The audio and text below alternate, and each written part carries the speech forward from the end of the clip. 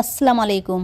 আজকে ভিডিও নিয়ে চলে এলাম। দেখেন কাঁচা লঙ্কা গাছ আমার এত সুন্দর হয়েছে, বেগুনি, তারপরে হয়ে যাবে লাল।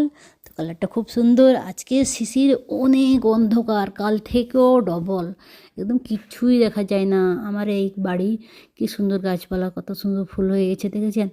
তো রোদ লাগলে কি সুন্দর লাগে দেখতে।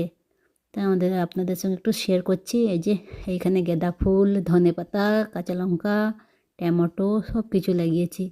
এই যে দেখাচ্ছি মাঠে, কত মাঠের ধারে বাড়ি তো পুরো লোক যাচ্ছে, কিচ্ছু বোঝা যায় না।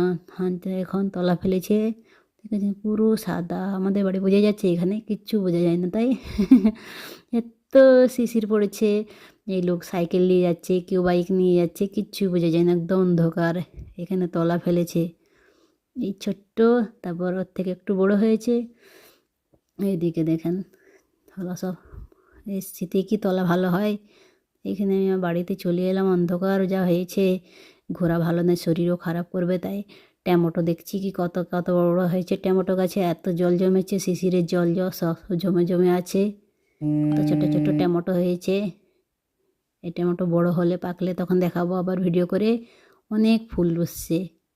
আগের দিকে আমি টপে করে লাগালাম, সাইডে জায়গা আছে, কিন্তু সেখানে আমার নেই, একদম রোদ লাগে না, তাই কিচ্ছু হয়।